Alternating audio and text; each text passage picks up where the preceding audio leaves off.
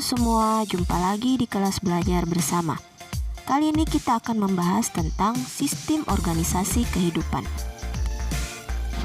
Organisasi kehidupan dimulai dari yang paling kecil, yaitu sel.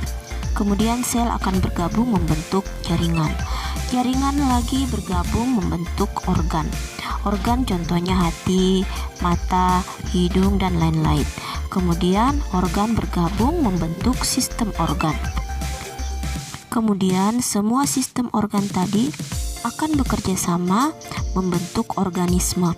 Organisme atau makhluk hidup seperti manusia, hewan, dan tumbuhan. Selanjutnya kita akan bahas satu-satu mulai dari yang paling kecil, yaitu sel. Sel merupakan bagian terkecil dari tubuh makhluk hidup. Ada dua jenis sel. Yang pertama, sel eukariotik.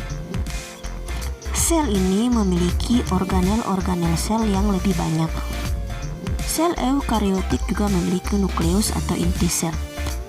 Sel eukariotik berada dalam organisme multiselular, seperti tumbuhan dan hewan. Jenis sel yang kedua yaitu prokariotik. Sel ini adalah sel yang berada dalam organisme sel tunggal, contohnya bakteri. Sel prokariotik hanya memiliki sedikit organel sel.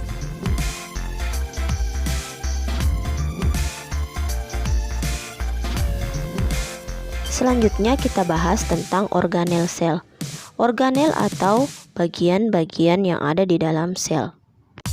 Organel yang pertama yaitu membran sel atau selaput sel, yang berfungsi mengatur keluar masuknya zat dari dan ke dalam sel. Organel berikutnya yaitu nukleus atau inti sel.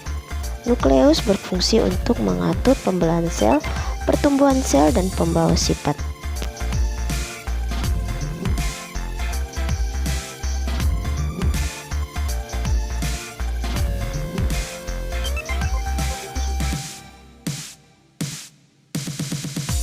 Organel sel selanjutnya yaitu ribosom, yang berfungsi sebagai tempat pembentukan protein.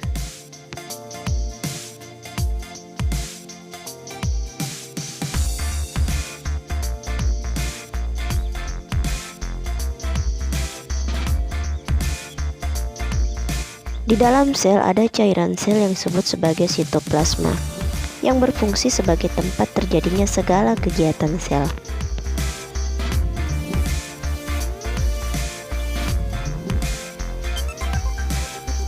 Organel berikut ini yaitu retikulum endoplasma, yang berfungsi sebagai tempat pembentukan lemak dan menghubungkan inti sel dengan sitoplasma.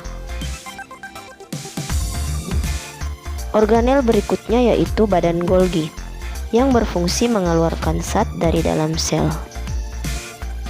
Organel selanjutnya yaitu vakuola, yang berfungsi untuk mencerna makanan pada hewan, dan pada tumbuhan berfungsi sebagai tempat penyimpanan cadangan makanan. Organel berikut ini yaitu lisosom, yang berfungsi untuk pencernaan intrasel.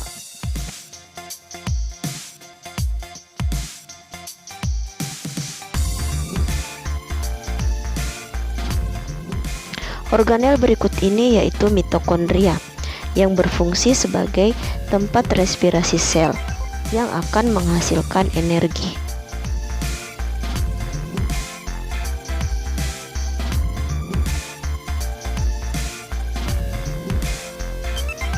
Pada sel tumbuhan terdapat perbedaan dari sel hewan, yaitu pada sel tumbuhan terdapat kloroplas yang berfungsi pada proses fotosintesis tumbuhan. Selain itu, sel tumbuhan memiliki dinding sel. Berikut ini adalah perbedaan antara sel hewan dan sel tumbuhan.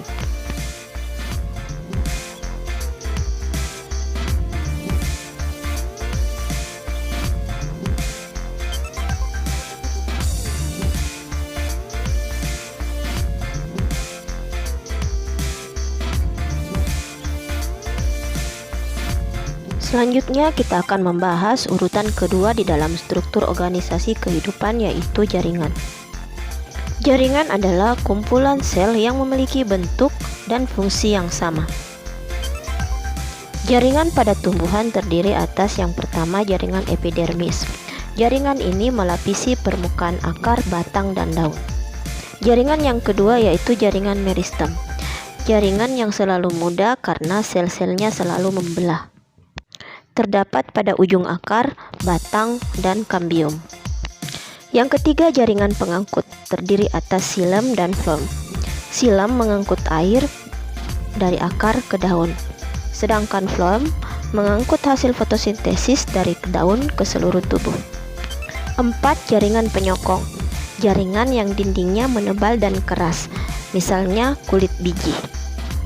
Yang kelima yaitu jaringan parenkim, merupakan jaringan dasar yang terdapat di antara jaringan lainnya, contohnya jaringan palisade dan jaringan bunga karang.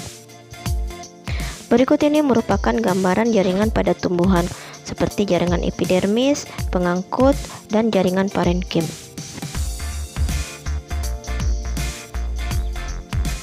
Gambar berikut ini juga merupakan kumpulan dari beberapa jaringan yang ada pada akar, seperti jaringan epidermis dan jaringan pengangkut. Selanjutnya, jaringan yang terdapat pada hewan, yang terdiri atas jaringan epitel, jaringan otot, jaringan saraf, jaringan ikat, dan jaringan penyokong. Yang pertama, jaringan epitel, jaringan yang melapisi permukaan dalam dan luar tubuh atau organ. Yang kedua, jaringan otot, tersusun atas sel-sel otot yang lentur, terbagi atas jaringan otot lurik, jaringan otot polos, dan jaringan otot jantung. Yang ketiga, jaringan saraf, tersusun atas sel-sel saraf, seperti bisa dilihat pada gambar. 4. Jaringan ikat, jaringan yang menghubungkan bagian tubuh dengan bagian tubuh yang lain, misalnya ligamen dan tendon. Yang kelima, jaringan penyokong, berfungsi memberi bentuk tubuh, melindungi tubuh, dan menguatkan tubuh, terdiri dari tulang rawan dan tulang. Selanjutnya, silakan jawab pertanyaan berikut. Berdasarkan pembahasan di dalam video ini, tuliskan fungsi dari organel-organel sel berikut.